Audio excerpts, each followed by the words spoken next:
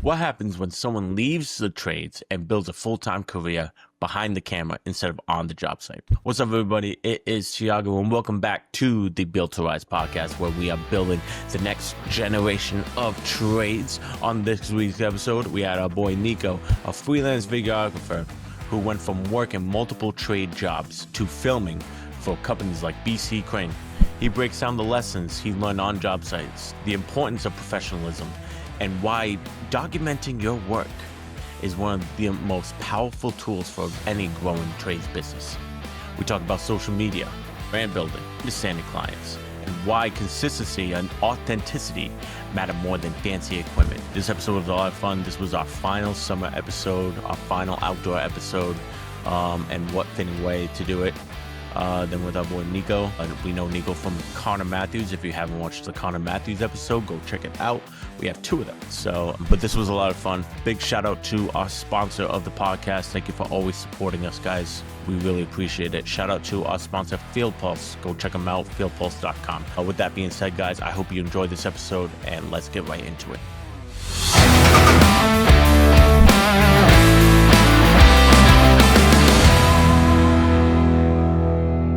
We got Niko, one of our good buddies. We met him through Connor Matthews. If you haven't watched any of those episodes, watch them now.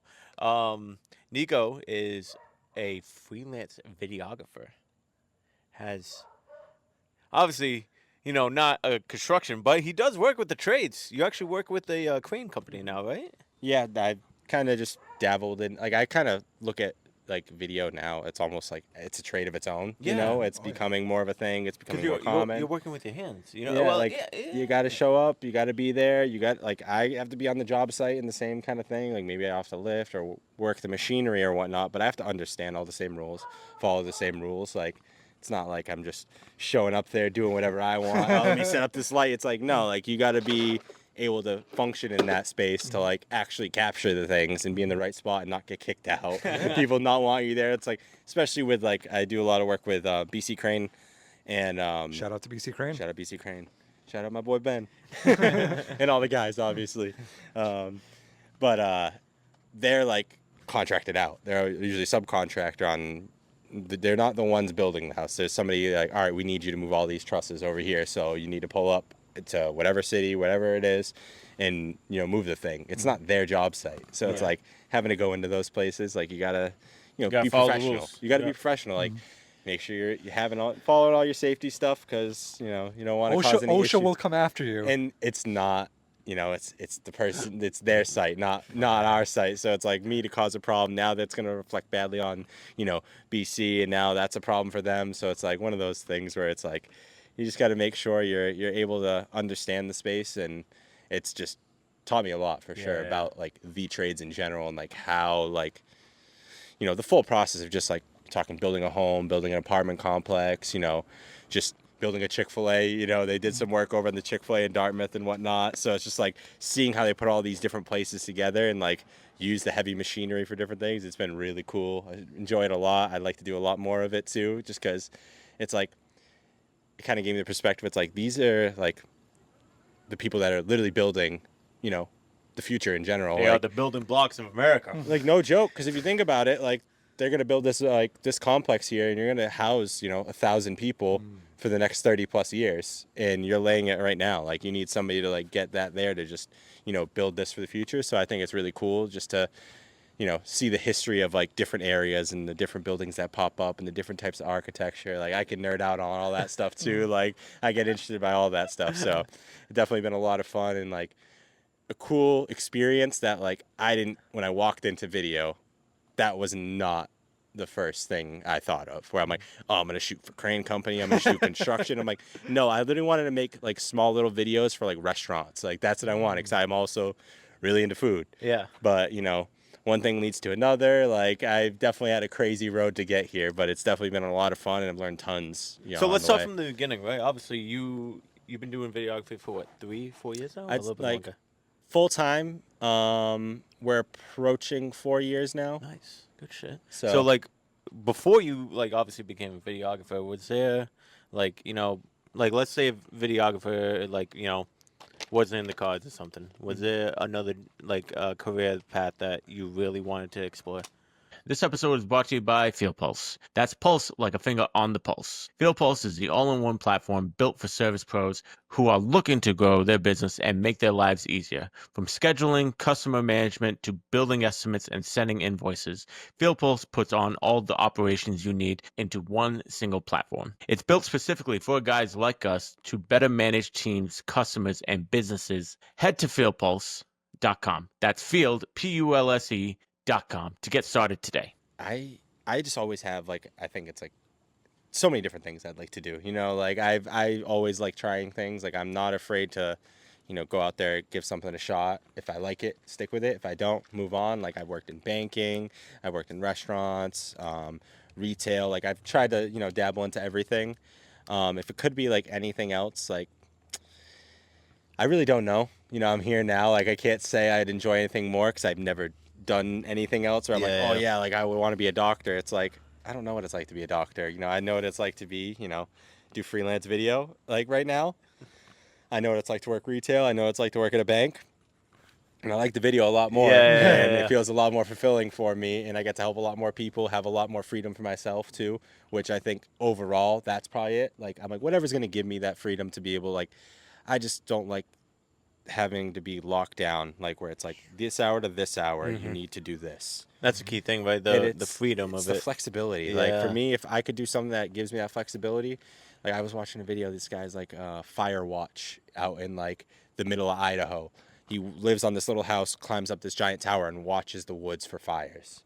That's his job. I'm like, that seems pretty free. I'm like, that's pretty cool. You live in the woods, nobody bothers you. Like, that's something. Like, who knows? Maybe I'll like that. But right now, this is definitely like something that I've progressively always been drawn to. So it's definitely been an awesome experience, and I have no idea what else I'd do. But So like, how did you like get into videography? Was it like kind of passed down, or was it just something that you kind of saw? It's always been in like the back of my head almost. Like I've always, like I remember being a kid, like being like YouTube channel kind of stuff. Like I used to play Pokemon, Yu-Gi-Oh, all that stuff, and I used to watch like all of them like making the different decks and stuff like that. It's like, oh, we try it this way, that way. I always found that super interesting, and like I wanted to like be a YouTuber at that point. And then like, I did that for like in middle school or whatnot. Just tried different things, and kind of went away from the video. And then like I went to high school, playing sports, all that. You kind of just go through the whole thing. Got to college my freshman year, and couple of my buddies, they were like into like photography a little, like, but like super amateur. Like they had a friend who was like really good, so like they learned from him in the summer, and it's like, oh yeah, like check this out, and like kind of saw a few things there, and I was like, oh, I like this, we can give this a shot, but never really pursued it. But I was going to school for business management and marketing at the time. So I always was super drawn to like my my advertising class, one of my favorite classes. Like I've learned some like the best like just like lessons I like do with everything like from that class. And it kind of just made a cool video like commercial there. So it was like this slow like road of just like little things popping up. And then worked at the bank, and then I worked after that with my brother for a clothing company and did some of the videos for him and really enjoyed that. So then like I kind of decided to go on my own, and I was like, you know what, let me go more into this. Like I'm like here, like I kind of like don't have a job right now, so let's figure it out. So I was doing got you delivery and working at Dog Mill, which actually just closed down after 40 plus years of service. One of my favorite restaurants ever.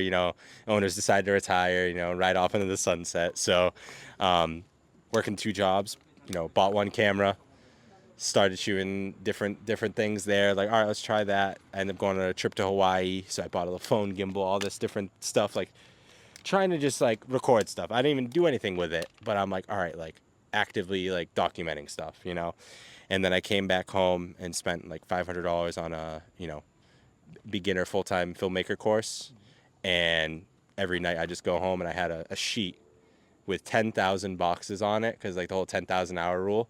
And every single night I'd go there, I'd like watch my video, whatever I shot, whatever I studied like on the course, like all that, I'd just fill out the boxes just bit by bit. And then row by row they started filling up, and I'm like, oh, like we're getting in there now. And I got lucky enough that one of my friends who's a really good videographer and editor, he actually lives in London right now doing some really cool stuff. But his uncle owns a production company, so he would, edit at his uncle's office. So I hit him up, asking for some help. I went by the office. The second time I went by the office, one of his employees left, and I hadn't even bought Final Cut at this point. Like, I literally my whole plan at this point was, I'm gonna shoot stuff, but everything's gonna be one shot.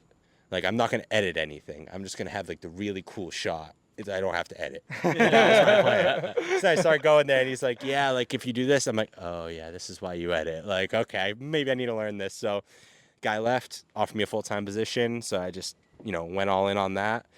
And, I was going to, just long story, a lot of steps here. It's very we love it, winding dude. road. But then I decided to shoot at my local MMA gym that I was going to. And I just shoot them like Muay Thai classes and stuff. I was like, oh, hey, like, you guys don't have an Instagram, so let me start an Instagram for you, and I'll like start doing some stuff. And just that was the point where I wasn't even editing either. I was posting single clips every day, and like ended up gaining like 200 followers like pretty quickly on it, which I was like, oh, like this stuff works. Okay, like if you put stuff out, like we'll see where it goes. And then ended up shooting a DM probably, this was January of 2023. I shot a DM to Connor, and it was like, hey, like he had posted, he's like, oh, open mat at my gym and whatnot. And I was like, oh, like you ever thought about like maybe doing some YouTube, like Instagram, like any type of like, making some videos and stuff. I think you have a really cool spot. Like it would be really fun to like do something like that. And he was like, oh yeah, that sounds pretty cool. Like, and then he was like, what are you doing Sunday? Like you should come by and shoot. And then like, that was it. Like, and I ended up on a road with him. Like we've rode through, this was right after he had lost on the Contender Series the first time.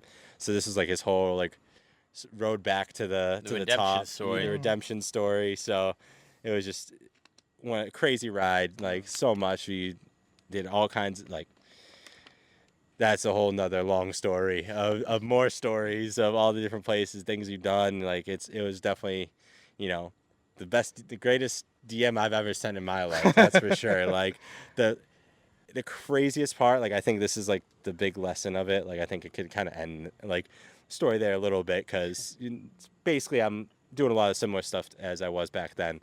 But it's just like I sat there with that DM typed out and deleted it 3 different times because I was embarrassed myself to send the DM, because I didn't want him. I was like, oh, you might like who's this kid, like whatever, like just not having the confidence in yourself that like somebody would even answer, even like care or read it.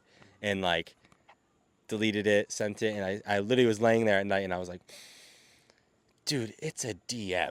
Like, just send the thing. Stop being a loser. Like, you know what I mean? Like, go out and put yourself out there for something. And I shot the DM, and then the next day, kicks off one of the craziest, rides I've been on, and definitely do not regret any moment that has happened since before that, just like from when I picked up a camera until now, So that's the long story. Actually, that's the medium story. I could give you the longer version if you want.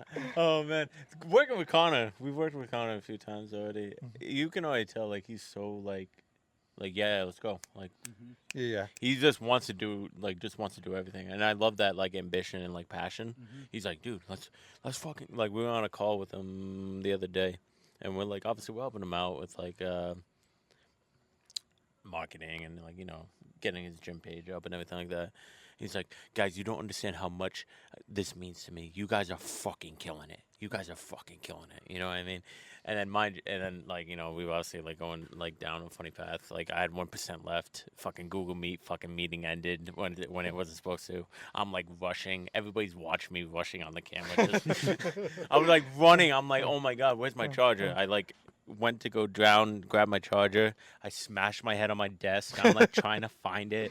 It's not there. I ran into my bedroom, and it was just a funny thing. But being with Connor was just like, it's totally fucking random, by the way. Being with Connor is cool. The fact that like I can say like I'm friends with like a UFC fighter. That's kind of like hey, I kind of put that on my resume. My balls are heavy, buddy. It's a rare breed. Yeah, those dude. guys, like Connor's a beast, man. all those guys like to step in a cage and willingly get to a fist fight. Not just a fist fight. You can get kneed in the face and get kicked in the head. Like, You could die. You could die in there, man. yeah, like it's just the most brutal ice. It's the purest form of sport in reality. It's one person versus one person. Like, obviously there's rules to it, but like if you're saying like 1v1, like who's the better man, you find out in Yeah. MMA, you know what I mean? Like obviously you can go to a decision, it could be like go this or that, but at that point it's like, if it goes to a decision, it's already like a toss up regardless, but like to go in there and have to, Knock somebody really out, prove yeah. yourself by physically like destroying the other person is kind of an insane sport. It's kind of like the takes modern day gladiators. Oh, yeah. You Oh, know what yeah. I mean? 100%. It literally is. Yeah, That's man. that's what it is. Like that's what those guys are. It takes a special person to be able to do it. It's not an easy road, and I think it's just like one of those things where it's like if you're able to get to that stage, you wear that badge forever. Oh, like yeah. that's not an easy place to get to. I've watched hundreds of fights at this point and like been around hundreds of fighters, and it's just like those guys that get there, like you could see like they wear that with pride, Oh, yeah. getting to that point in their life. That's a dream of like all of theirs, and it's just like really cool to see them be able to achieve that. And it's definitely a crazy world out there. Like I gotta say, like takes a lot to get there. 100%. So do you train too? Did you do Yeah, mixed so I martial arts? started with like I mostly do jiu-jitsu. Like I did a little kickboxing here and there, but like for me, like I just don't want any head trauma or anything like that. Like I've had like one bad like brain injury in the past, and it was more of like an accident, literally a skateboarding accident. It was like so stupid, but like Oh, did you skateboard growing up? yeah, like Yeah. growing up and whatnot. It was actually I was in college my junior year. It was like beginning of the year, first day of class, bombing down the hill on my like new cruiser board I just got. I'm like, oh, I can't wait to ride this all over campus this year. It's gonna be awesome. I'm gonna take this to class. I don't even need to use my car. Like I can just leave it, go to my buddy's dorm. And I remember it's like, so I went to Curry College. It's in like Blue Hills, so it's like the south side of campus. My first time being on that side, which is super hilly. Like the other side has like hills but small. Like this is like the biggest hill on campus. And I'm going to my buddy's dorm, and I could see the dorm, and there's a patch of grass. And then I was like, I should jump off into that grass right now. And then I woke up in an ambulance. Like it was just like that. It was crazy. I like my eyes, like I couldn't see clearly for like 2 or 3 days, like real like actual good vision. Everything was like blurry for like 2 days. That's like a severe my concussion, man. That's a severe I needed glasses after that too. Like I was awake, conscious, like talking to people like after the like I was going like this is all going on. Like I don't remember any of it. And literally I'm at the dorm and like we're sitting there in like the lobby, and this guy walks in. He goes, "Hey man, like what's up?" And I was like, like who are you? Like I don't know. He goes, "You don't remember me?" I was like, "No." He goes, "I was like when you busted your head." I was like, "Dude, I only remember waking up in an ambulance. Like I don't remember anything that happened in between." I was reciting phone numbers, everything, like giving them my parents' information, this information. Not a lick of that like in my head at all. Like Oh, crazy. wow. Like so. A little bit of a sidetrack, but yeah. So I do mostly jiu-jitsu, grappling. I'd say grappling more than anything. Like it's not more MMA style. Like I try to like what I like when I learn and stuff. I try to like think of it from an MMA perspective because I think that's more effective self-defense. Because I'm not gonna drop like down and grab somebody's leg and try to leg lock them on the street. You know what I mean? Right. Like it's like how can I get to the best position, get up and get out? Like. And how can I protect myself from on the ground and get this person off on top of me if they're on top of me, So I've really just leaned into that, and obviously Connor just preaches that stuff. So I've been training with him like since I met him, and been doing a lot of that, but haven't been like a super like full MMA, full kickboxing, anything like that. I'm more casual now. I've been doing it for like 4 years now, so it's like I like where I'm at right now. I think for me it's like more of just every once in a while refreshing it, and it's a good workout, and just to keep fresh with it, and that's kind of where I'm at now. Have you ever had to like you're in the streets and you had to fucking bust out some moves, guy? No, Never. hell no. Like in reality, if you're in the streets and it's like, all right, like this dude's trying to fight me, like one, there's no rules, so if I had to, Kick him in the nuts. I would kick him in the nuts. Like unfortunately, The like, classic. everybody says that, but like I would definitely do that. Especially if the guy's bigger than you. Yeah, Like, gouge the eyes, rip the ears. Like if they're within an arm length, you know. it's street fight rules. If man. it's within an arm length, you need to keep them away. Like you don't let anybody within an arm length. If somebody's like getting face to face, yeah, that's a stupid idea. Imagine Like never let them inside. Like there's just like rules where it's like, okay, like this is not safe, this is safe. This like, you know, you got to know that at least. And in bottom line, just get out of the situation. Yeah, Do not. yeah. It's not worth it because like the guy clips you with one good shot, you whack your head, you could be a vegetable, you could be dead. You know, you want to go hit a takedown on somebody and you slam him down, he whacks his head, that person ends up dying. And now you're like, Now oh, you I was got just protecting myself, but now you got manslaughter on you. So it's like street fight, anything out there, be in a position to get yourself out of there. Like that's how I see it. Like I do not want to be involved in anything close to that. Like that is not for me. Have you ever been in a fight before? Like in like second grade, it was like a Yeah. slap fight though. It wasn't like anything, it wasn't I'd do anything those. serious. Playing you know what I mean? hockey for sure. There's all the little tussles off One the, time, off one the time ice. that I wouldn't call it a fight, but like I was watching wrestling. I was a big wrestling fan growing up. Growing up, I think you still are, dude. No, Low-key. yeah, hell It's yeah, okay. bro. I come to this kid's Wrestling's house, cool. dude, on YouTube. You'll have like Randy Orton or whatever. Just the Randy Orton the Edge compilation. No, Money in the Bank. I'll watch best like Money in the Bank cash-ins of all time. it's entertaining, you know. Like my wife obviously like makes fun of me for it, but I'm like, oh hey, there's really nothing else like good on what Love Island. Do you really want me to watch Love Island? I unfortunately watched a lot of Love Island this year, and it wasn't like it was weird because it like controlled me. It wasn't like I willingly went to go watch. Like I didn't turn it on. It would be on the TV, and the next thing I know, I'm just sitting there watching it. Like, how I Stephanie, know. no, what are you doing? It's like That's like it's me. That's oh, like wait, me. like so wait, is he still there? And like, did they break up? And it's like, yeah, like I'm like, why do I? You're following Why them am on I? social Why am I media. following along right now? I don't even know how this happened. That's like me with like Spanish soap operas now. I always watch Spanish soap operas at night. Do you? Yep. I do not understand what the fuck is going was on. gonna say, I do you don't even know? understand it. I don't understand it. I can pick up a few words, but I don't understand it. But like, you can kind of put acting together and kind of put the story through acting. But again, I don't know what the fuck they're saying. So I'm just like, but I'm like really intent with it. And then 30 minutes in, like it's weird. Spanish soap operas, they'll go like, they'll do 20 minutes of the episode, first commercial break, then they break out the intro. Oh, interesting. Yeah. So kind of like how we do this podcast. Yeah. All right, guys, here we are. This is actually a Spanish soap opera. No, but then I like watching the intro because they're like, you know, you have like the Spanish music in the just like- background, the guitar, and they're at the just like camera. posing and shit, like, you know, giving that mean mug, you know. I like it. Oh man, but yeah, that's one of my I wouldn't call it a guilty pleasure. I just fucking do it, you know. It just controls you every night. You're like, I need it. I need it. And then I usually fall asleep by like 10:30, and my wife's like, "Oh, I'll go to bed." I'm like, "All right, cool." I don't have to watch it. I don't have to stay up and watch it, but I do. I think I'm trying to brush up on Spanish because I feel like that's going to be a second language, like English in America. It's going to be English and Spanish. Oh yeah.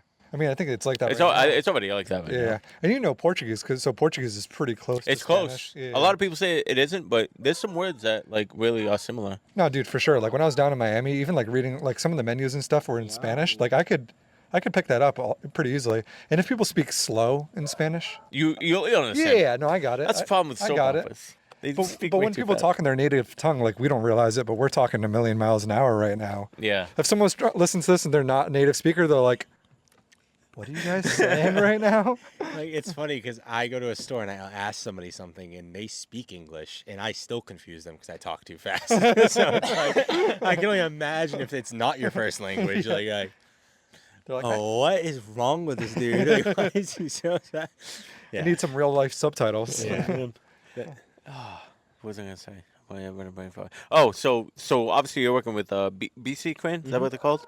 So, kind of walk. So like, you know, was that like something that they reached out for, or did you reach out to them? So lucky enough, like Connor has been training Ben, who's the owner of BC Crane for years. So like met him through the gym and got to know him through there, and just ended up connecting through that and getting it together that way, and just deciding, hey, like let's figure out how can I actually do this, because like it's kind of like a different thing where I've never worked in that business and whatnot. And he just was like, I feel like you could be, you know, good at it and it could be valuable for us. So it's like, might as well try it. So I was like, why not? Like, I don't know anything about cranes. I'm like, if you could just like teach me a little bit, you know, like what the machines are, like what they did. So I actually just like sat down with them, and he literally went through their Google Photos photo, showed me all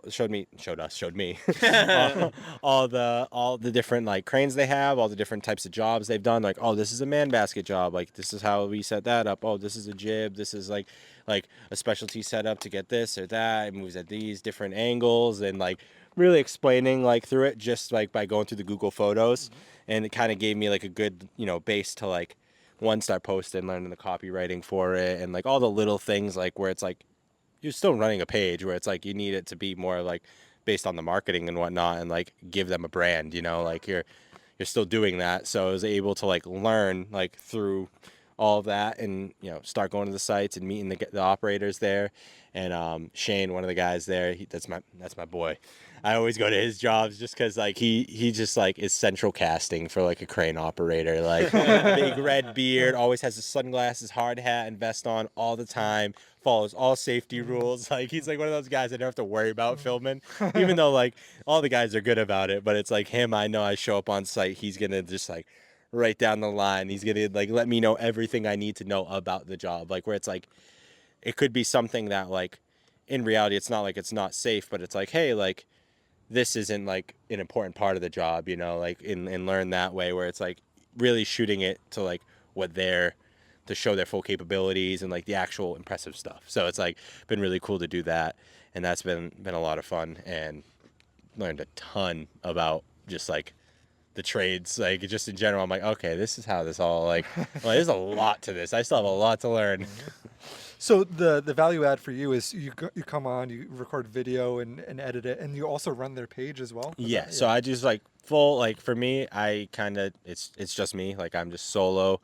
Like I do all the copywriting, do all the editing, do all like everything for all their like social posts. Obviously if the guys are on site and send photos of a job site, that like I just like will post them. Like I'm not like, I would rather show what they do regardless of like how it looks, like where it's like, is this how I would have shot it? Maybe not, but like I would rather show somebody, yeah, we just like pulled a tree off this person's house that fell on last night, and we showed up at 3 a.m. to make sure like we could get that going. You know, like that's a better story regardless of like whatever it is. So it's like making sure whatever they're doing that is like key to their business, where it's like different job types, all those different things. Like for me, I'm like, I want to be almost like I'm in the business, you know, like where I'm like, I really am trying to like assimilate myself to like the like everything they do. So I make sure I'm like authentically showing, you know, what they're doing day to day and what it's like to work with them. That's ideal. Like we're saying, like broad picture, it's just, you know, show what the like the company is and the brand is, like, and you know the types of things they do, but like through social media in whatever way I can, whether it's photos, videos, whatever it takes. Because I think people try to overcomplicate it too much, right? Like when it comes to social media, people think it has to be like this grandiose picture or video. And obviously, like when you bring a videographer on, you're going to get that amazing quality. But to your point, it's like a lot of times the story is just like, what did they do? They pulled a tree off of this person's house. It might not be the most cinematically beautiful thing, but it's like that message, that video is the sauce. You know what I mean? And it could be like a random iPhone video that the guys took on site, or and it's just like, sometimes just showing, you know, what it is like is important. I try to add the extra layer of it because I do have, you know, pretty like few years of experience now, like full-time like production, like working on commercial jobs and stuff like that. I try to add a flair of that to it, but balance that with the volume kind of thing, where I'm like, I want it just to be consistent and build the brand and raise the floor of the brand. I don't want to go on there and try to make one giant video for them, you know, where like this is the video that blows up. I want to go in and understand what they do, keep adding layers to that as we go in that floor, where it's like, you know, like if we're just using views as like a baseline, like that level of views just keeps raising like a little by little, and then now you're getting more followers and like going from there. But it's like being authentic consistently is more of like doing that mixed with, you know, the creative and making things cool. But like as long as it follows like who they are and what they do, Like that's the major key, I'd say, for sure. And it's more about the consistency and getting that momentum rather than looking for that one big shot. I guess back to the MMA thing, it's like jab, jab, like, you know, winning those rounds rather than just trying to knock someone out right off the And rip. just getting touches, because when you get the touch the right, like when you get it the right way, like it might be a knockout shot because it's in you're hitting, you know, The right angle, the right yeah. spot, like whatever it is. But that's kind of how I'm playing it now. Like a lot of stuff is a lot more simple. Like I mix it up. I honestly go a lot on feel. Like I'm kind of just like, I'm like, what do they do? Like, how can I show like this job the best I can? Like, and just keep it. I try to keep it fresh, keep it interesting. Like, I don't want to always do the same exact video each time. Like sometimes I want it to be a cinematic video. Sometimes it's just like, you know what? This one drone shot is sick. I'm going to post it. Like, I'm like, in reality, we don't know what, you know, is going to really pop up for them. You know, I've seen, you know, the randomest videos pop up on your feed. So it's like, if it looks cool, if it's authentic, we're going to put it up. And I think that's what working with them has helped me a lot with, because it's forced me to add that on. Because coming from the production side, you do a full day shoot and like you're taking, you know, sometimes 2 weeks to edit a video, 3 weeks to edit a video, because it's like that precise, like you're making that big project, you know. This has forced me, like, I got to show up on the site and have, you know, everything I shoot now, like give them a good week's worth of like solid content that they can, you know, continue to show what they're doing. So it's a nice balance where it's like forced me to continue to find new ways to make things simpler, but like still use my, like, you know, the production side of me to like make things look different. Like I found like different camera angles, mounting, all those different things that like I would use on like a production set, but like how can I do that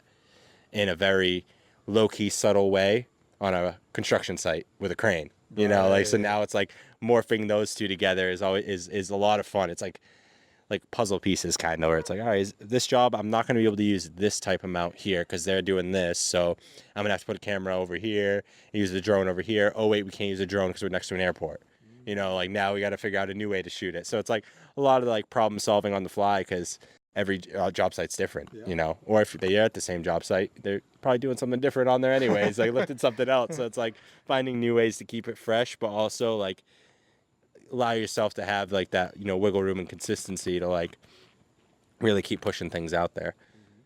Yeah, because I guess in reality, right, to your point, it's like in the production, or you did wedding videography as well. It's like it's more about getting like it's more about the perfection of it. Like someone's wedding day video, it's like it's one video, they're gonna watch it for the rest of time. On social media, it's like, I mean, you can have great edits of videos, but it's more about like putting a lot out there. So it's kind of interesting to kind of like balance the two and try to kind of play with those sort of things. That's kind of like the big thing, though. I feel like a lot of people want like the really, like, you know, really nice videos, like, you know, they want to showcase everything. But to Niko's point, it's like he records everything, and there could be like just like, you know, a few frames or like a few seconds of like, yo, this is fucking cool, I'm just gonna post it. You know, no editing involved, just nothing. I feel like people get lost in that. You know, they're like, oh, I want this video, I want, like, you know, B-rolls, I want all this edited footage, and sometimes it could be like simple, like, you know, something simple. I think people get lost in that. And I think to Niko's point, it's about combining it. Sometimes you're shooting that nice cinematic, edited, multiple camera angles, and sometimes it's just like a handheld shot of something. You know what I mean? Sometimes it's just a POV shot. Like I'll like put a, you know, a camera in the cab of the crane so you can see what they're doing, and I got the drone up, and that's it. Those are the two shots where I'm like, I could see, like, show you what he's doing and how he's operating the machine, and then I could show you what the machine looks like from the outside, and that's it. Other times it's like I'm going in there handheld. They're like, you know, putting all the counterweights on and everything, and I'm in there like getting the full setup.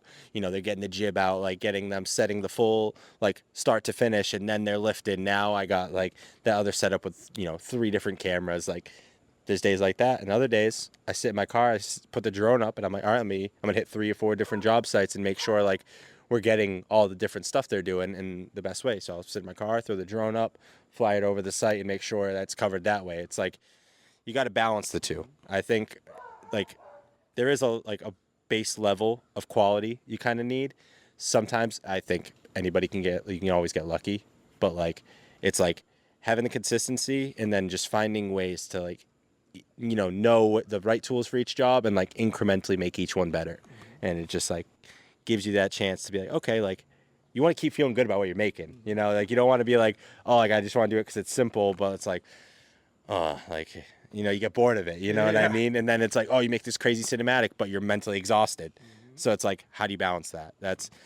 It's a constant battle. Like, you never, like, there's certain like weeks I'll like do like a few cinematic videos in a week, and I'm just like really like great ideas, all that. Like, I'm like, all right, we're gonna go this way. But other weeks it's like, you know what? Like, let's go more like focus more on the text hooks and whatnot, and like try showing like these jobs in a different way where somebody else might really enjoy it. So it's like kind of mixing the two, I find, helps, because it just gives you different information every time. And I was going to ask, how do you typically think about like a content calendar if you're thinking 30 days or longer or shorter? Do you think about it like week to week? Do you think about it in terms of a month? I'm a weekly person. Weekly? Yeah. Because like it obviously depends, like for like specifically for the cranes, like for their setup, they're being, subcontracted out for certain jobs. So it's like this job might be kind of boring, you know what I mean? Where it's like, this is like, we've shot, them putting trusses for the past week, you know what I mean?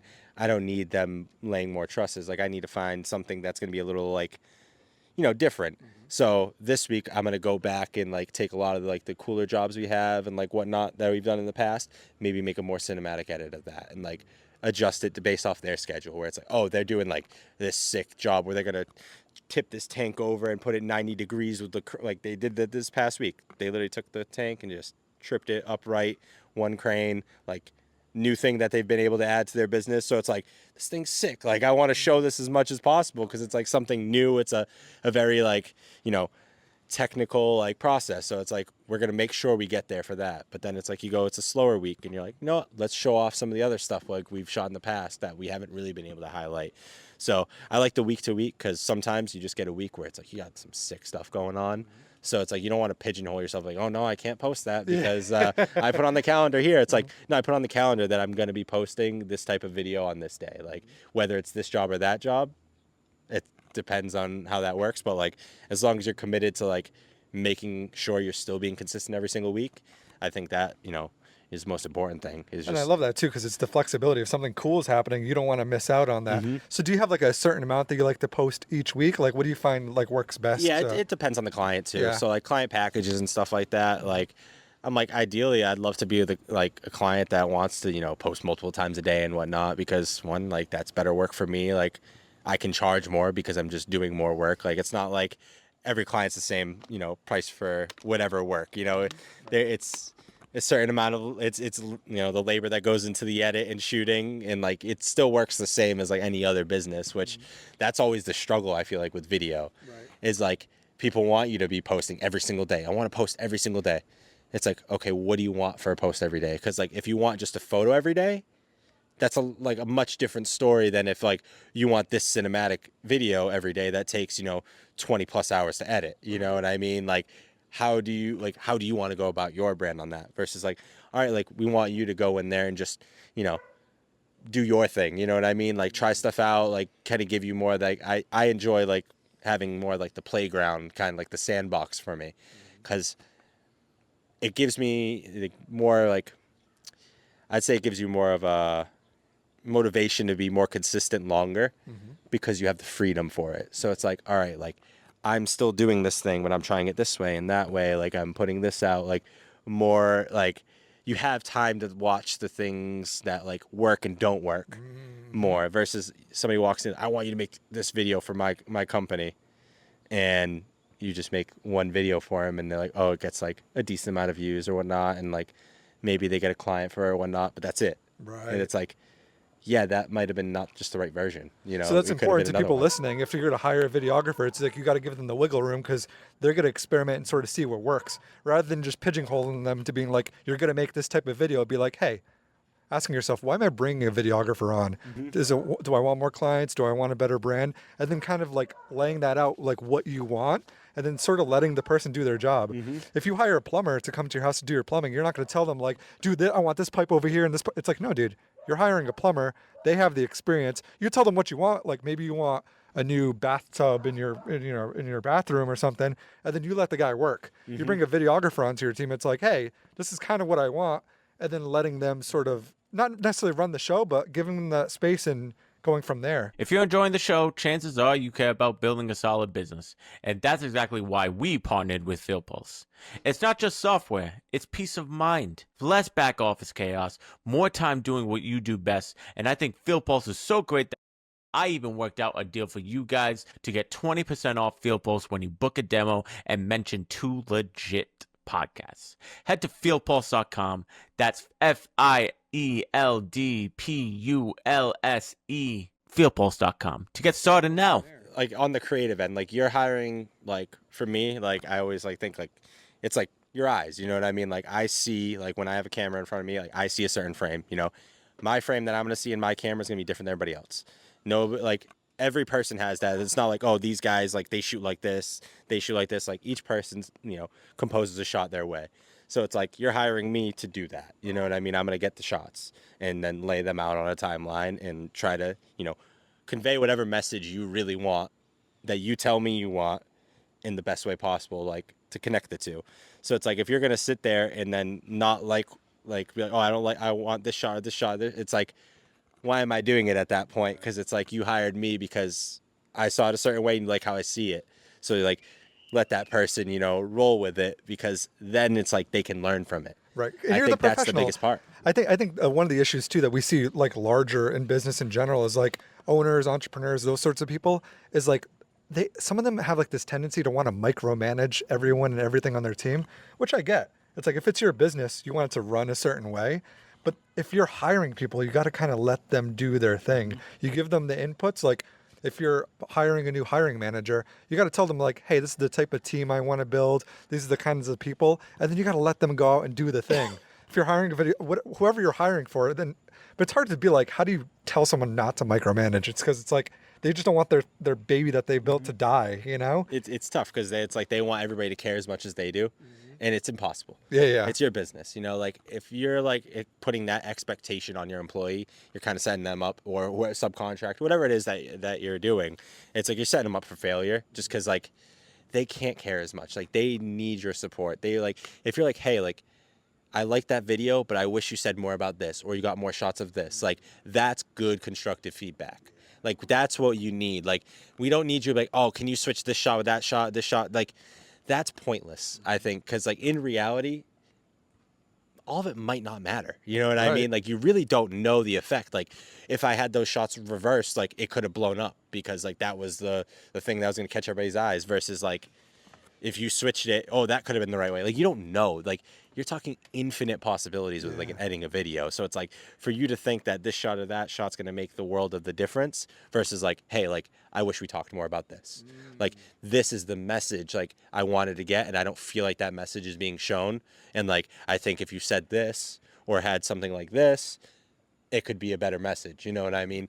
That's good feedback, you know, because that's more of like I don't know your business. You know what I mean? As much as you do. Like, I don't know the heart you put into it and what you really want your business. Like, I do my best to understand the values and really show them the best I can. But it's like, as an owner, you know them better than anybody else. So if you can bring that to whoever's on your team, it doesn't even matter if it's a videographer or anybody, you're going to get so much more out of them because you're being more direct versus like, oh, you're supposed to care more and just know what like the best thing to do all the time. Like, that's a crazy expectation to set on somebody, you know, like, it's like none of us know. Like it's such like we all are like don't know nearly as much as we think we do.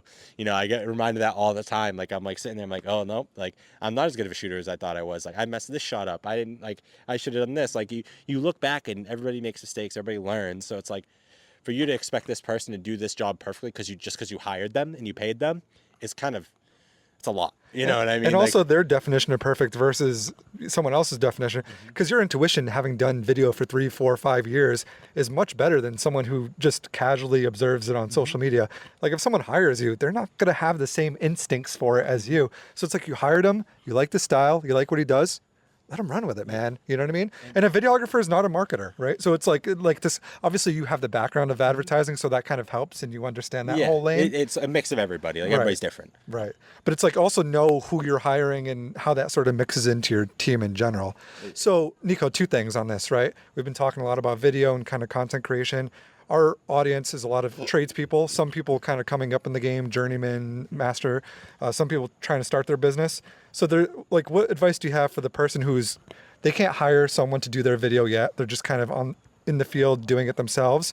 And then what advice do you have for someone that's kind of hiring a videographer? You talked a little So bit if you about it want to already. start, like first, like you have no money and you can't do anything. You have a phone.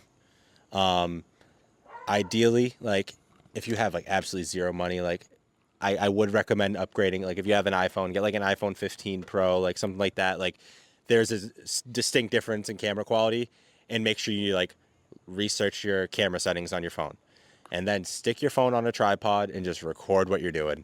Because with that, like you might have a ton of footage. You'll learn a little bit about editing. One, you'll understand the labor that goes into it. So like when I stick a tripod down that's in the corner and you're like, oh, you just stuck his tripod down. You're doing the same thing, but now you have to go through that footage and understand like, yeah, I also go through that camera, that camera, that camera, that camera, all that footage to understand. So it's like, gives you more of an idea of what they're doing. So when it does come time, like where you're like, I do have the money to hire out, you have that experience.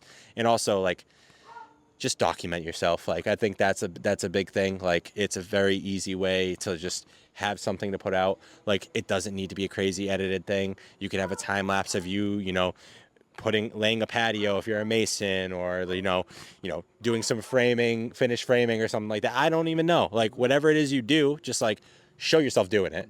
One, like super simple. I'd say do that every day. If you can, just set up your phone on one. Like you're not going to be on your phone when you're working anyways, so it's probably it's just getting more use out of it. You know what I mean? So it's like instead of sitting in your pocket, it's recording. So like that's one thing I'd say for like anybody who's starting, and like never stop doing it too. Like I think that's one thing is if you get going on it, like that's another, like just because you hire somebody to do something, like now moving on to the hired people, if you're already having something, like you've already been successful to say doing time lapses of all your jobs, like that's like your one thing. Every day you go to the job site, you post a time lapse. Like you've been doing it for a year now, it's helped your business grow, it's worked. Don't stop.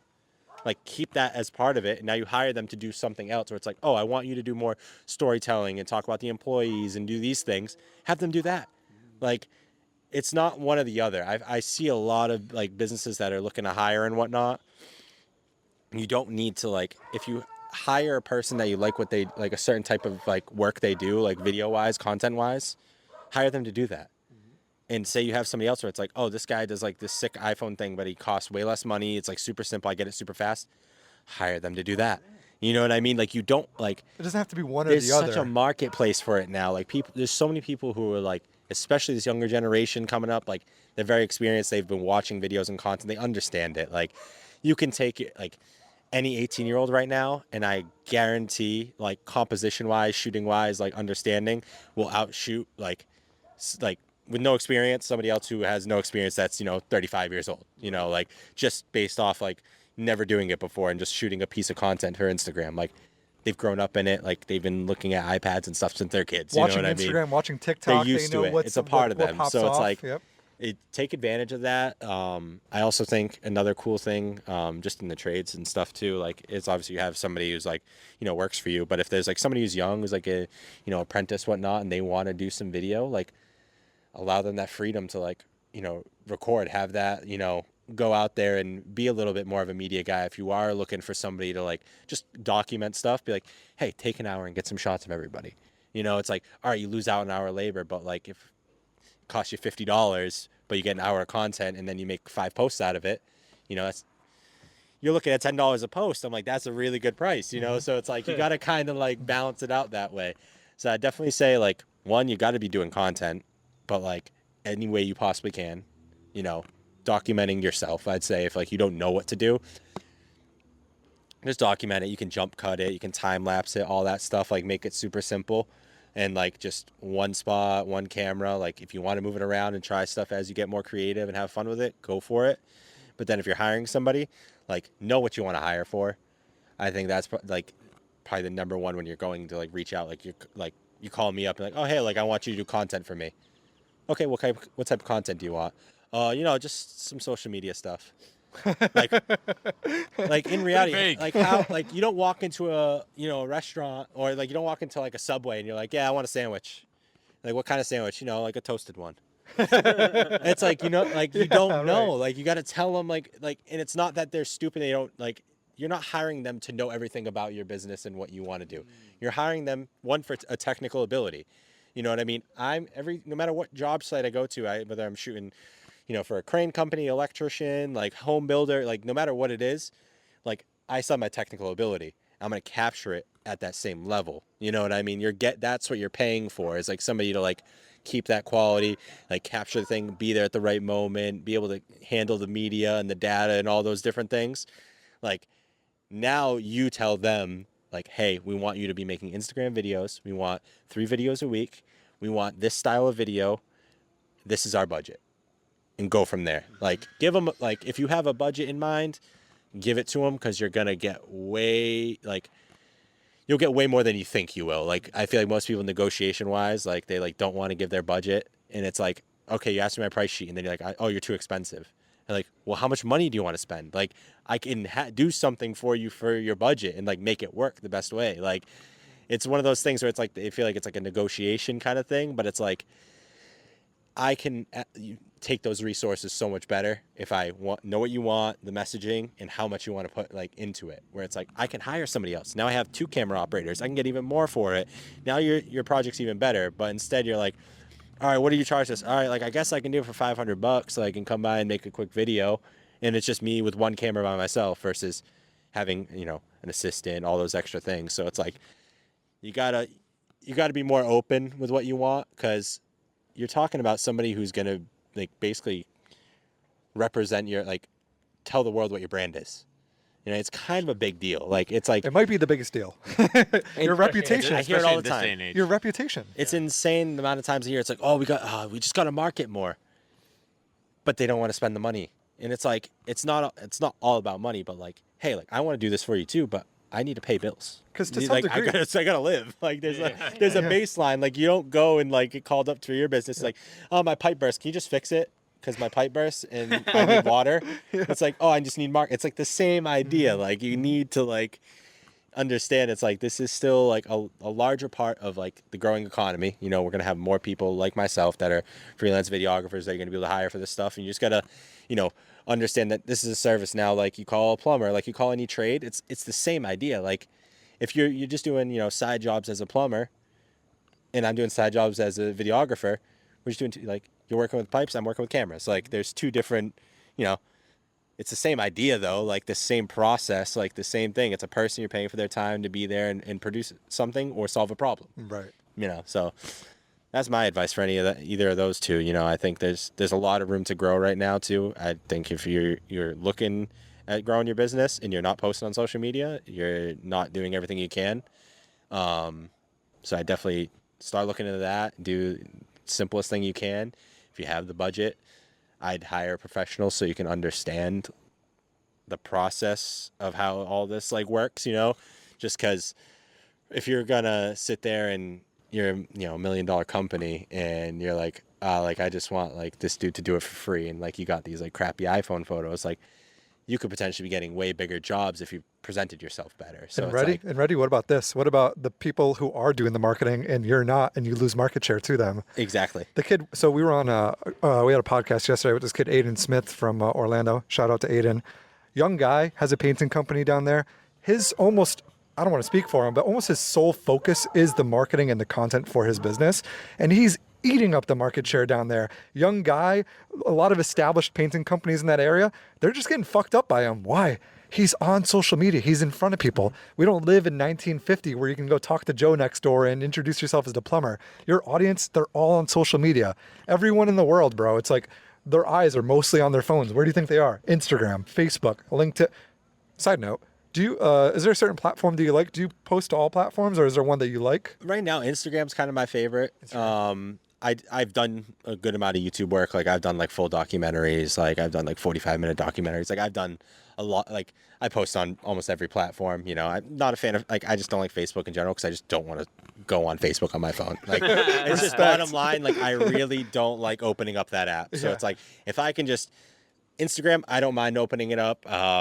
Sometimes it's annoying for me, but like it's more satisfying when I'm on like my clients' pages, because I'm like, one, I get to see the stuff that they get fed, so it gives me more ideas and stuff. So like it's very helpful in that sense.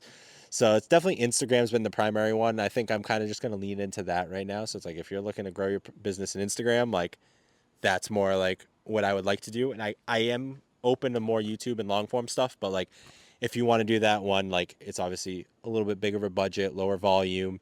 It's a longer road, so it's tough because it's like you got to be committed to not making any money and just putting money into this for 2 years because you don't know. Yeah. Like it's like I could say I'm this guru or whatnot, and I know how all this stuff works, but like I don't like you can't guarantee it. Like sometimes things can just not hit. You know what I mean? Yeah. Maybe the host isn't the right host. Maybe the value that's being put out. A lot of people are saying it, so it's like a very tough platform to like guarantee anything because it's a very long road. So I feel if I'm able to work with businesses or personal brands, whatever it is, and grow like an Instagram page specifically, we can work that into like a YouTube down the line once we have like proof of concept kind of thing. I think it's just easier to test and try different things on Instagram, and they're doing a better job of being more like long form friendly.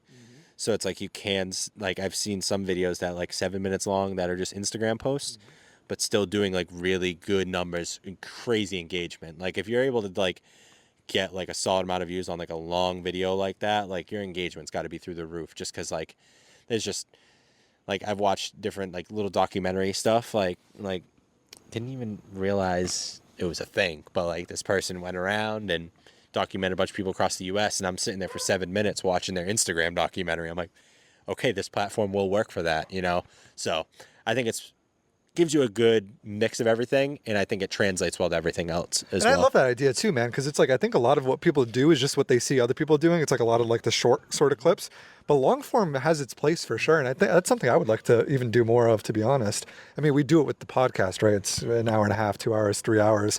But so much of like the attention grab in society is like that quick, like 10-second, 15-second, 30 seconds. But that long form is like, I think that's really how you develop a relationship with someone too, It's not a quick interaction. They It's buy in. Yeah, it's a little bit longer. It's I think like YouTube is like one of the most profitable. I'd say just based off the fact that you don't need a large following.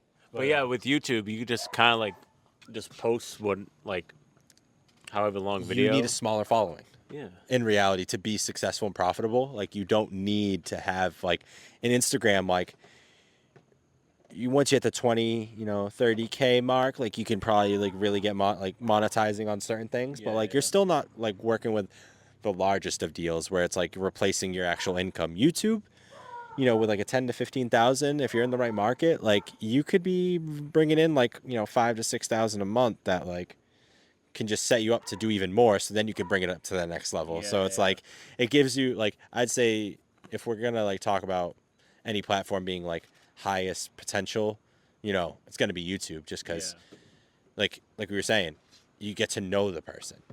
You're really spending the time with them. You're buying into what they do. You're understanding what they want. So when they bring something to you where like, I really enjoy this product and I think you guys will too. Like I'm putting it up on my site. Like I love it. Like this is the best hat like I've ever had. Like I designed it myself. Like you've seen how many different hats and how I like work with like people are, oh yeah, like let's go check it out. We're going to try it. Cause it's like, they've sat there with you for so long, and Instagram's getting better at that, but like it's never going to be the same level as YouTube. Right. I think Instagram and TikTok are almost like those attention grabbers. Like, oh, what is this person about? And then if you can like build a relationship with them, then you can kind of shift them towards a longer formats like YouTube. It's funny. We've never really talked too much about like media for the trades, honestly, but these are important little things where it's like the TikToks and the Instagrams are to like just grab attention for the most part. I mean, they have the longer format stuff, but then once you have that attention, you send them to places like your YouTube if you have that longer format, and you can kind of talk more about that. Like, I've always like, for me, like growing up, like I always wanted to like be a YouTuber kind of thing. Like that was definitely one of my, I was like one of those kids, and I never really committed to it and kept doing it because I didn't understand like, oh, like you can just keep posting. Like if I would have kept posting my little Pokemon videos that I was doing back in the day, like I would have probably been like raking in the money back in 2020, Pokemon 2021. Is so big right now, like, right? and if I was still doing that to now, like now we're talking 10 plus years, you know what I mean? In that business, I'm probably doing that full time. Yeah. I think it Which was. I'm not opposed to it. I still love Pokemon. I still play Pokemon. I haven't bought Pokemon cards in a while, but like every once in a while I get a little itch, go and buy whatever new set there is and Open a just deck open on some camera. packs. Like I love it. We had a buddy on, our buddy Patrick Shavs, who like he's an engineer. Then he like opens like Pokemon cards on video, whatever. I didn't realize like how much of a market there was for that, dude. People go wild for it. The unveils, seeing like what cards pop up and stuff. It's crazy, man. I remember, it's funny, this is a funny Pokemon thing. So I had a flip video camera that I had won in like it's at Wonder Bowl in New Bedford, the bowling alley. Won this camera on this machine. Like it was like one of the arcade games, like the stacker one. You stack the blocks to the top. That game's hard. I won it. I got it. I got the flip camera. So I started making videos with it. And unfortunately, my love for Pokemon outweighed my love for video. I traded that camera for a box set of like Pokemon packs at the time. ROI on that one, very low. That was not a good return on my investment at all. I'm like that held my video career back a lot. Let's just say maybe 10 plus years. But yeah, there's some good stuff there, that's for sure. We live and we learn, though. Oh, right? we learned so much, that's for sure. Oh man, I'm cracking my back. I'm sorry. I told you, it's like the high school chairs right there. I need to go see a chiropractor. See, I need to see one, but like I don't trust them. It could hurt you. Yeah, that's that thing. I'm like, yo, my spine shouldn't go that way, and my spine's already crooked. Never mind, they're gonna be cracking it. Now it's like double. If it goes the other way now, like who knows? like Yeah, a they got snake. me like, yeah. Oh man. Always a sketchy situation. Have you ever gotten your back professionally cracked? I haven't, but I watch a lot of videos on YouTube. I really like the one where they put like the towel around the person's Yeah. neck, and I forget what they call it.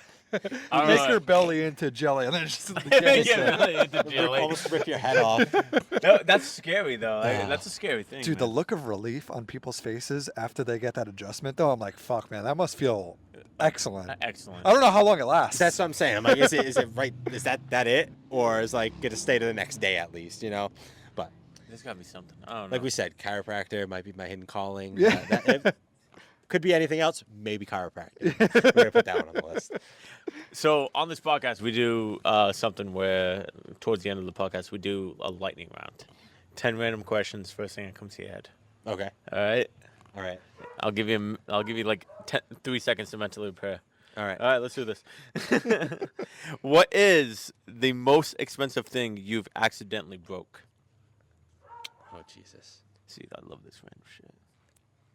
Sorry, it's supposed to be a lightning round, but I'm like accidentally broke. It's thunder round. I don't even know. Like I really tried not to break things that are expensive. I broke a vase one time, like a China vase. Like technically, like one of my Sonys, I like didn't break it; it just broke. So I guess like I literally went to take a photo with it, the shutter closed, and then it just didn't work after that. And I was like, well, I don't know what happened here. Like I literally first photo, so I'm like, that definitely was expensive. I'd say that was probably it, but they replaced that. Yeah, so. yeah. It got broke. So. It did get broken, so I'm like, it could have been bad if I didn't have a warranty. Let's just say, like. What about you? You think anything expensive? I mean, the camera I had before this one, and I mean, it wasn't. Yeah, I dropped it. I used to take pictures of it at the skate park and stuff like that. And my buddy he was doing like a kickflip or something. He like threw his board out and just like completely smashed my camera. And it wasn't that expensive, but when you're like 15, 16 years old and you have a camera, it's like $400. You're like, oh my god, dude! It's your life. $400 is like everything. That was a lot back in the dude, day. a lot, bro. All right. Coffee or energy drinks? I was energy drinks. I'm now 1 month sober of Celsius's. I'm back to coffee now. All right. That's a That's a W. That's a win. W? It's Yeah. a big win. It was Yeah. a battle. Yeah. It was a battle. Celsius are great though. Addicting. Yes. I wouldn't say Th- addicting. Here, Celsius has the greatest marketing ploy of any company. They put it in Cumbies. It's buy two, get one free. Yep. So you have 3. So now you might have a second one that day, but you have one for the next day. Now, later in the day, you're like, oh, I'm getting another one. Oh, I can't just buy one. Like, I got to get the free one. And then you keep doing it. I guess I'm just a sucker for that deal. But I'm like, it's kind of a great deal. I'm like, they've definitely done good business with that one. Well, yeah, because if you're gonna buy one, you're eventually gonna buy two, and if you buy two, you might as well get three. That's how they. And then It's you great have three. marketing. And now it's great 3 marketing days. You're like, tool. oh wait, now I gotta get another. Now Yeah. get another 3. Now get another 3. Get another 3. Like, oh, I could just buy 3 because I'm gonna have one every day. Like, you just keep Great that marketing. cycle going. You're like, oh, might as well just buy a 36 pack of this. Might as well, Now might I as well got just the- be a part owner. Target vanilla cold brew is my new drink. Oh, hell yeah. It's just in the bottle.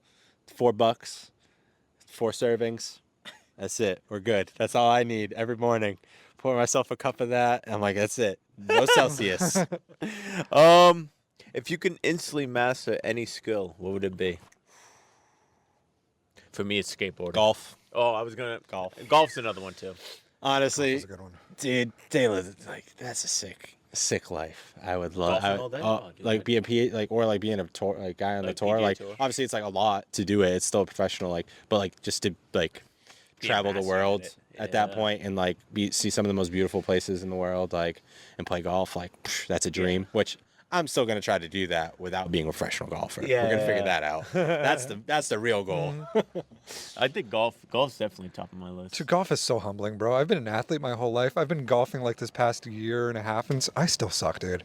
I mostly just go to the range, you know what I mean? But like, I don't have my shit dialed in at all. I can actually hit the ball. This last year, this time, I Oh wasn't- yeah, he couldn't hit like- it. I was hitting the floor more than I was hitting the ball. you know? He's gotten better. I get so like into like I did with cameras. Like I just went like obsessive, just learn everything about it. And now like that's me with golf right now. Even though I played it as a kid and grown up, played in high school for a year, like kind of took a sidestep of it. But God, I just can't. Now it's just I'm like, all right, how do I break? I need to break 40. I got to break 80. I got to break all these different scores. Like I have so many goals that I need to meet right now. Like I got to figure it out. Which animal would make the best business partner? Honestly, my dog. Yeah. Because Dogs. I have a Shiba Inu. Yeah. It's a little Doge dog. I had one before Doge became a thing. Too. This is my second one. All right, but they're just so smart. Like they have so much personality, and I feel like they just like get disinterested with their like. I'm like they just be like, yeah, like nah, he ain't cool, and I'm like, I feel like they would give me a very good read of character, because he's like, what's up with this guy all the time? And I'm like, you know what, he was right. You shouldn't have messed with that guy. He was into something. He's onto something. Let's see. Have you ever had a nickname that you hated? Oh my God, my girlfriend's family, because it was like 1 year I had a bunch of weddings and stuff. So I literally was like working a wedding, coming back, and like I didn't go to like unfortunately it was my girlfriend's sister's sweet 16 party, but I got home, it was like 9, 10 at night. So I didn't go. So they called me No Show Niko for like the next year. And I'm like, now I'm definitely not gonna start showing up because you guys are being mean. I don't like this. I was like, I literally just worked a 13-hour day, and I just like crashed at home. I'm sorry. Like, all right, God. But also, No Show Nico is kind of a fire name. It has a nice flow to But it. it doesn't fit his But personality. I don't like that. Yeah, It doesn't feel good. that's not Niko at all, man. It's very sad. Like it's very depressing. I'm like, it makes you want to curl up in a ball or just in a corner. Why'd you call me that? Yeah. Yeah, I got That's the internal monologue when I hear that. my nickname that I hated was Taco. Right? Taco? People used to call me Taco because they couldn't say Tiago, so they say Taco. I fucking hated that shit. I feel like it's better now though. It's It could like stick. better now. Yeah. No, But, now like I'm now like, I think it's kind of cool. yeah. Taco T. You watch? Oh, especially if you throw the. All right. Hey, like just it. saying. I like it. It Also, might I have just started been. doing taco reviews. They were just early. That's all. They were just early. I didn't like it growing up, but like now I think I've sort of accepted it. Oh, people used to call me Kim Kardashian. Kim Kardashian. Yeah, but my ass is fucking huge. That's why. Okay. Respectfully. That's good. I squatted, that's why. All right. What's one food that you can eat every single day? You can never get tired of it. Oh, there's a lot of those. You gotta pick one. You gotta pick one. Like it's like all of these would like if it was just that I'd be fine with. But like low key, honestly, it'd be kind of sick just have sushi every day. But like, is it like just one kind of sushi? No, like sushi. Sushi as a whole, like I can mix it up. yeah. All right, I get the most bang for my buck there. But if we're gonna be like more specific, like this is what you have to eat every day, I'd probably be a burrito. Yeah. It's a nice steak burrito. Steak, egg, guac, rice, beans, little sour cream. Yeah. Little queso on it. Big cheese Maybe on it doesn't need it. it? No. I'd take it. But if I want to go to Baja's after this. like sometimes it's like, all right, it might be a little extra, you know what I mean? It might be too much. So it's like, I'm gonna have it every day. I got to keep it slightly clean. Yeah. Mine's chicken and waffles. I fucking love that shit. I love chicken and waffles. Can't go wrong. No. Ooh, shocked your ass.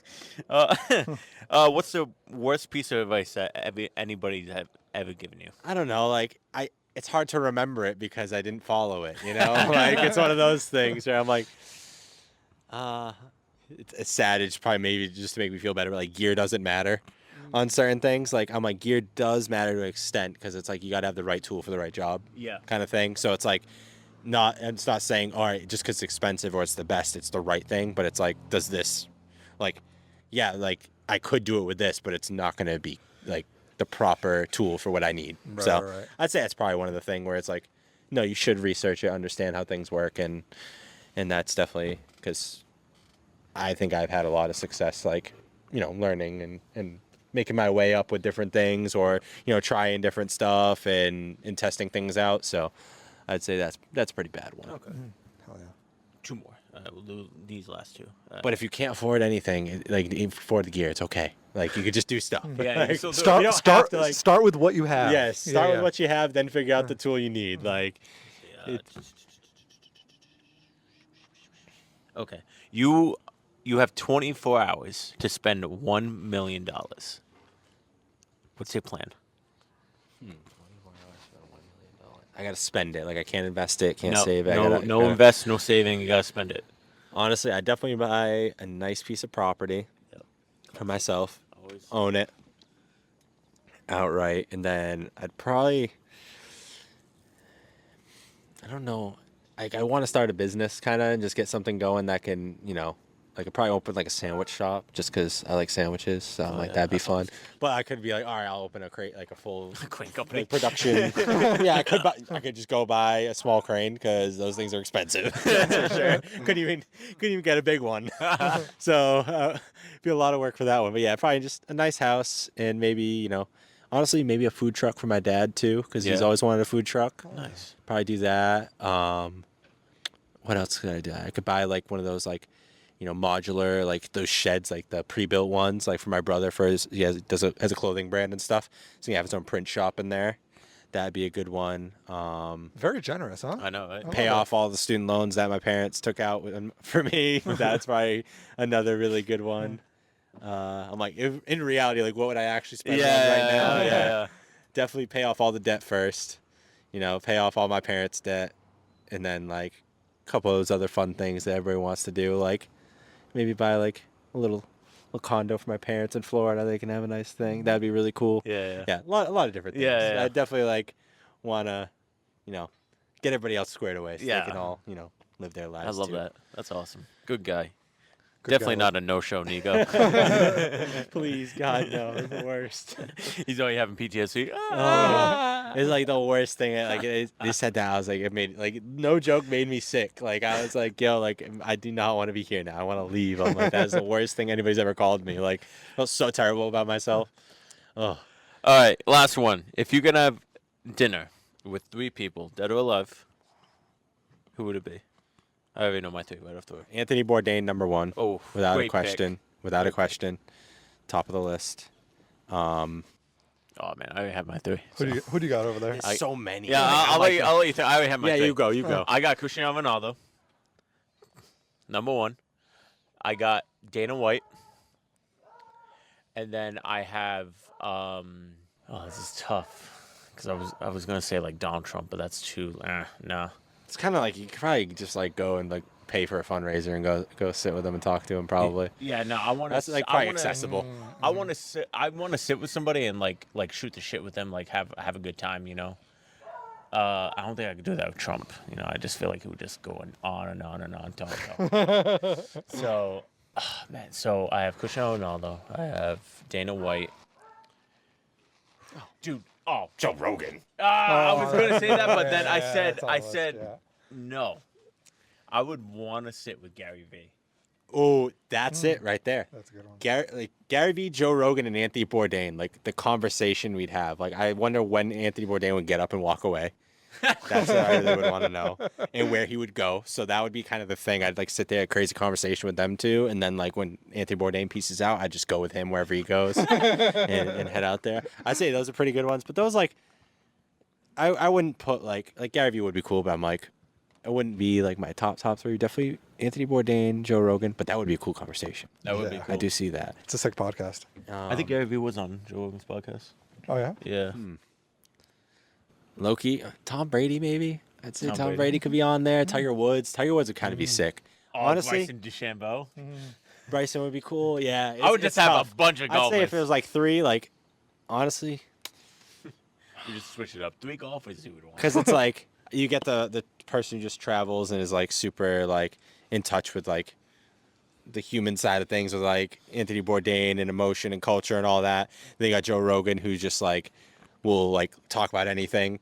And then you could have like a Tiger Woods who's just the ultimate competitor at his sport, like at his time. So it's like I feel like that'd be a pretty sick trio. I like definitely. that. Yeah. I'm like, there's so many combinations. You can't really go wrong. So I'm like, those three would be awesome. But yeah, if it was just Anthony Bourdain, knows 100%. Yeah. Like the other two, honestly, are interchangeable. But that's one guy. Like, if I could have spent any amount of time with him, like that was like the reason I get into documentary, the reason I travel, like the reason I love food. Like I would wake up in the morning before school when I was in like middle school and watch like No Reservations and stuff like that in the Travel Channel. Like that's like what I grew up on at like a young age, which is kind of like kind of different. But that hands down, he's number one without a doubt. Yeah, I feel like food content's come up in like the past 5 days for me. You were talking about wanting to do donut reviews. You were talking about making food content. Aiden was. I think there's like a food media thing that's gonna brew. I need to take a food golf thing and mix them together. That's my next step. You know, Oh, like taco trivia, like a taco a hole. I'm sorry, I'm making a golf thing now. I'm We're making a golf brainstorming. thing. We're brainstorming here. That's Yeah, it. yeah. It has I to be like it. something quick though. Yeah. You know what I mean? Like maybe like we'll record like a golfing episode, and then we have Raising Canes for each hole. So each hole you do a tender.